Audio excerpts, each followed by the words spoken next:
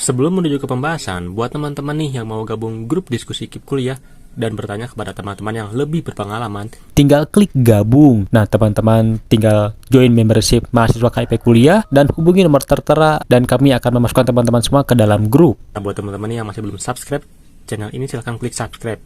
Kenapa? Karena kedepannya kami akan membahas putar KIP kuliah yang tentunya menarik dan bermanfaat untuk teman-teman semua. Jadi jika berkenan, monggo di subscribe. Oke. Halo teman-teman, kembali lagi nih dengan channel kesayangan kita. Nah, pada video kali ini aku mau membahas hal yang cukup menarik untuk dibahas terkait dengan kelulusan SNBP yang sudah berlangsung beberapa minggu ya, beberapa minggu yang lalu kalau tidak salah, beberapa minggu yang lalu. Nah, kemudian banyak juga ya tentunya dari calon pelamar KIP kuliah yang lulus dengan SNBP di beberapa universitas ternama seperti ITB dan lain-lainnya. Nah, namun sayangnya teman-teman, dari banyaknya yang lolos pelamar KIP kuliah di universitas negeri atau universitas terkemuka di Indonesia ya, yang negeri teman-teman, ternyata masih ada kawan-kawan kita yang sebetulnya lulus SNBP namun lupa mendaftar dengan KIP kuliah seperti itu teman-teman. Dan itu bukan 1-2 orang, masih banyak yang seperti itu. Hingga akhirnya mereka bertanya ya teman-teman, entah itu di grup, di Facebook, di YouTube, dan lain-lainnya ya. Bertanya, "Kak, saya sudah lulus SNBP. Nah, apakah saya masih bisa mendaftar KIP kuliah?" Atau susulan ya, teman-teman, bahasanya itu susulan KIP kuliah di kampus saya, seperti itu. Nah, oke teman-teman. Sebelum menuju ke pembahasan intinya, di sini kita bahas dulu nih teman-teman tentang alur penerimaan mahasiswa KIP kuliah teman-teman seperti apa. Oke, yang pertama kan ada reguler teman-teman, reguler ya. Lulus ketika teman-teman berstatus reguler ketika mendaftar dari awal sampai penerimaan. Jikalau teman-teman mengikuti alur prosedur secara reguler ya teman-teman, untuk SNBP kan tentunya pertama kan kalau tidak salah aku ingat adalah pemberian kuota ya teman-teman, pemberian kuota dari pihak pemerintah semisal atau dari sekolahnya, siapa saja sih yang bisa mendaftar SNBP ya gitu. Nah, kemudian kan yang kedua terkait dengan pembuatan akun.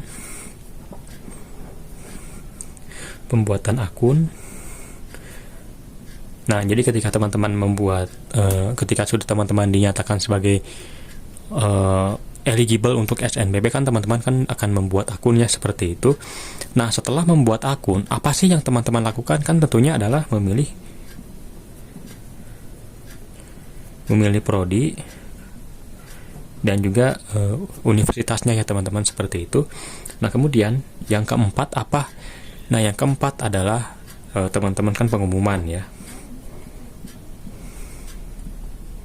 Pengumuman baik itu adalah pengumuman lulus atau tidak ya teman-teman, tidak lulus. Tidak lulus ya teman-teman. Nah, ini adalah rangkaian dari bagaimana mahasiswa atau calon mahasiswa dari SNBP yang reguler, bukan non KIP. Nah, lalu pertanyaannya, yang dengan KIP bagaimana? Nah, kalau dengan KIP, teman-teman, dengan KIP itu seperti ini, teman-teman ya. Kita coba uraikan ya. Yang pertama itu kan pemberian kuota nih, sama seperti yang ini ya, teman-teman. Pemberian kuota. Kemudian yang kedua adalah pembuatan akun.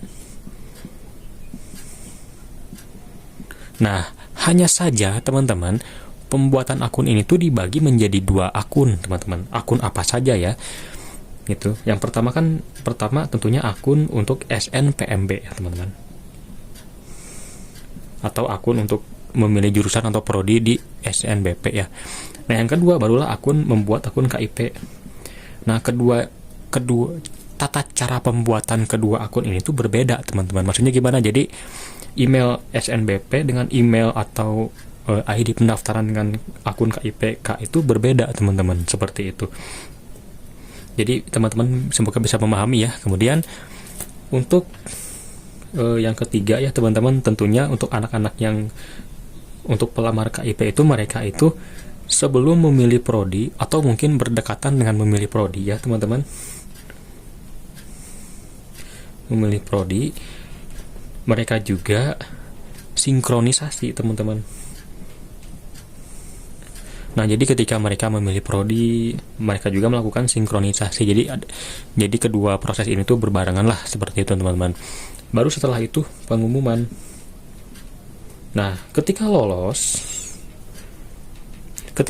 teman-teman, barulah mereka oke, sebentar aku coba ini dulu. Nah, ketika lolos, kawan-kawan kita yang lolos dengan akun dengan pelamar KIP ini, mereka akan daftar ulang dengan data-data yang diperlukan atau yang dibutuhkan atau yang dianjurkan oleh kampus. Data-datanya apa saja bagi para pelamar KIP Kula seperti SKTM dan lainnya. Nah, jika tidak bagaimana? Ya tentunya mereka akan melanjut ke jalur lain. Jalur lainnya yang seperti apa ya? Contohnya kan jalur SNBT. Seperti itu teman-teman. Nah, ini adalah bagaimana proses seleksi dari mahasiswa KIP dan juga mahasiswa reguler. Nah, sebetulnya mari kita coba ke pembahasan ya. Ketika lulus SNBP reguler nih, apakah bisa susulan KIP? Jadi jawaban singkatnya adalah tidak bisa, atau bahkan mungkin sebetulnya lebih ke tergantung, namun tergantung ya teman-teman, sebetulnya tergantung bisa dan tidak bisa, tergantung bisa dan tidak bisa. Nah, sayangnya teman-teman, untuk mendaftar KIP kuliah susulan bagi mahasiswa reguler itu lebih ke condong dari tergantung menuju ke tidak bisa teman-teman, seperti itu. Kenapa aku mengatakan demikian? Karena mayoritas dari teman-temanku terutama ya yang lolos dari semisal lolos dari luar kota ya, dan mereka kekurangan biaya dan mereka juga ingin mendaftar KIP, namun sayangnya mereka tidak bisa. Kenapa tidak bisa? Karena memang pertama ya teman-teman, terkait dengan kuota. Mungkin dari kuota KIP di universitas tersebut tuh masih kurang ya teman-teman, atau mungkin sudah terpenuhi dengan pelamar yang sudah ada, seperti itu teman-teman. Kuota yang kedua adalah dengan kebijakan. Nah, jadi memang ada beberapa kampus yang tidak ada nih yang namanya susulan untuk yang mau mendaftar KIP, karena bagi mereka jikalau memang mau mendaftar KIP di kampus tersebut memang harus mengikuti prosedurnya dari awal banget ya teman-teman, seperti yang tadi aku jelaskan bagaimana kelulusan mahasiswa dari KIP, pelamar KIP, seperti itu. Jadi memang ada yang ingin kampus itu yang dari awal tuh daftar KIP sampai mereka daftar ke kampusnya, seperti itu. Nah teman-teman, dari semua yang sudah aku jabarkan, lalu bagaimana sih solusi dari teman-teman yang sudah terlanjur lolos SNBP namun pengen mendaftar KIP, nah jikalau kita mengambil kesimpulan bahwa memang sudah tidak bisa, ya tentunya teman-teman harus mencari solusi lain.